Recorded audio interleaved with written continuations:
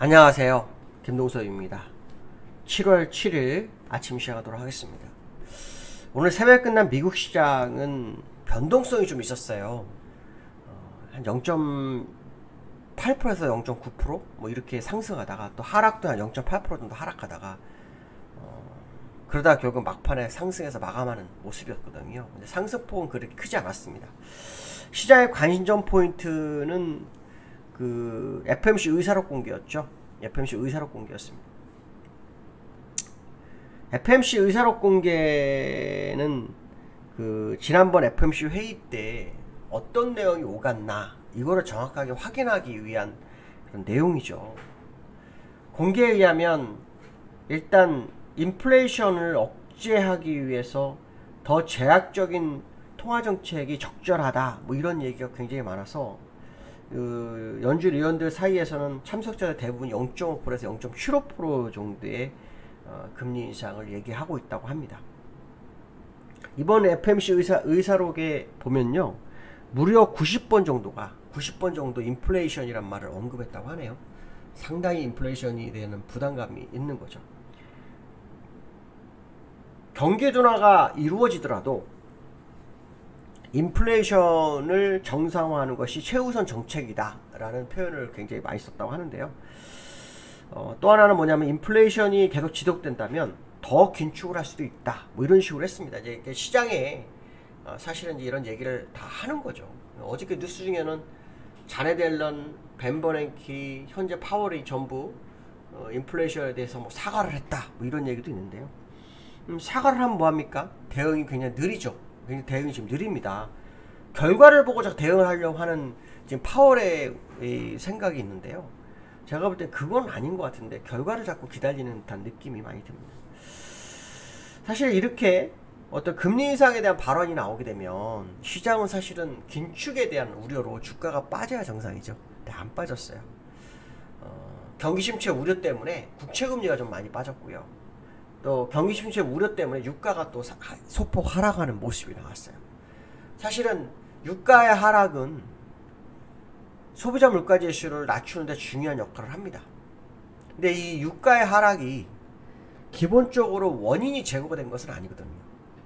이번에 원인을 제공한 것은 우크라이나 러시아 사태의 문제였죠. 근데 그 문제가 아직 해결된 것은 전혀 아니다라는 거죠. 그렇기 때문에 사실 일시적으로 침체에서 빠졌다 뭐 이렇게 해석하는 게 맞지, 원인이 제거돼서 유가가 추세적 하락이다 이렇게 해석하는 것은 잘못됐을 것 같고요. 국채금리도 역시 마찬가지죠. 지금 침체 가능성이 제기되고 있는데요. 사실은 저는 침체에 진입했다고 봐요. 그래서 현재 미국 시장이 스태그플레이션이라는 용어를 쓰기를 꺼려하고 있지만 실제로는 스태그플레이션 가능성이 높다고 봐야 되겠죠. 지난번에 GDP 성장률 1분기 지도 성장률 확정치가 발표가 됐었는데 그때 마이너스 1.6이었죠. 이번에 2분기도 이제 어떤 식으로 나오는지 봐야 되는데 그 확정치가 만약에 마이너스라면 침체가 맞다라고 인정을 해야 되겠죠. 그러나 미국은 뭐 침체라는 용어를 안 쓰려는 듯 하는 모습이 계속 보이고 있다 이렇게 보시면 될 것 같고요. 미국 시장이 상당히 견조해요. 지금 뭐 잘 버티고 있는 건 사실입니다. 오늘 다우가 0.23% 상승, 나스닥이 0.35% 상승하는 모습인데요. 기술적으로 한번 볼 필요성이 있겠죠. 기술적으로 좀 보시면 똑같이 옆으로 횡보하는 모습, 다우죠. 다우 차트 보시면 일봉을 보시면 똑같이 옆으로 횡보하는 모습이 진행이 되고 있죠. 21선에 걸쳐있는 그런 모습. 근데 사실 월봉으로 보면요, 월봉으로 보면 좀 확대해서 보겠습니다. 월봉으로 보시면 이 올라오는 기준선 수평관의 지지력을 보이고 있어요. 근데 이거는 사실은 100% 믿어서는 안 된다 뭐 이런 얘기 좀 해드리고 싶어요. 그래서 좀 주의가 필요한 상황이다 라는 것을 계속해서 염두에 두고 보시는 게 좋겠다라는 말씀드리고 싶고요. 나스닥의 모습인데요, 나스닥도 역시 마찬가지죠. 월봉상으로는 지금 허공에 떠 있어요. 지지선이 없는 상황이라는 거죠. 그래서 60월선인 9,980 정도는 가야 사실 거기가 의미스러운 지지선이 있다라는 생각도 한번 해볼 수 있는데요. 어떤 모습으로 시장이 흘러갈지는 좀 더 두고 보는 전략이 필요하지 않을까라는 생각을 해봐야 될 것 같고요. 유가는 한 2% 정도 하락한 것 같더라고요. 유가는 2% 정도 하락한 것 같은데 유가도 한번 보겠습니다. 자, 유가는 0.9% 하락했네요. 98불. 장중에 2%가 하락했었네요. 장중에 4%까지 하락했었고 102불까지 오르기도 했었네요. 그렇죠? 오르기도 했었어요. 그래서 지난달에 비해서 이 유가가 상당히 약간 낮아진 상태가 됐어요. 이것은 이제 소비자 물가시에 상당히 영향을 미칠 수 있다. 뭐 이런 생각을 한번 해볼 수 있는 것 같고요. 그 다음에 이제 두 번째로는 한국은행이 다음 주에 금통위가 있죠. 다음 주에 금통위가 있어요. 근데 지금 뭐 시장에서는 한국은행이 0.5를 하냐 0.25를 하냐 이 얘기가 굉장히 많죠. 일본의 노무라 증권 같은 경우에는 0.25를 예측을 하고 있죠. 저는 0.5를 하는 게 맞다고 보거든요. 근데 시장 일각에서 0.5로 하면 오버킬 이렇게 될 거다. 안 하면 실기다. 뭐 이런 얘기도 있습니다. 그렇죠? 그러니까 사실 0.5%가 그 한국은행에서는 고민이 되는 자리가 된 거죠. 그러니까 0.25는 이제 차지해버린 거죠. 무조건 된다. 이렇게 보는 거고 0.5를 하냐 마느냐 뭐 이런 얘기가 나오는데 제가 이제 지난번에 아마 한국은행 금리 얘기를 하면서 이주열 하는 총재이 마지막에 한 번 더 안 한 것이 좀 아쉽다. 또 그 이후에 또 이청용 하는 총재가 그 청문회 준비 과정 속에 0.2 올렸을 때 그때 0.5 안 한 게 아쉽다. 이런 얘기를 제가 한번 했었는데 지금 되돌아보니까 어떤가요? 그때 하는 게 맞았죠. 그때 했었으면 지금 0.5에 대한 근심이 있을까요? 없죠. 오히려 뭐 0.25를 하든 0.5 하면 조금 그 미국과 우리나라의 금리가 어느 정도 뭐 맞춰져 간다 이런 생각 할 수 있겠죠. 근데 문제는 뭐냐면 우리가 0.25를 하게 되면은 미국과의 금리 차가 없어진다는 거죠. 역전될 확률이 굉장히 높죠. 왜냐하면 미국도 이번 25일, 26일인가요? 아마 그 제가 알기로 그 FMC 회의가 진행이 되는데 이때 아까 말씀하신 0.75나 0.5를 하는 게 높죠.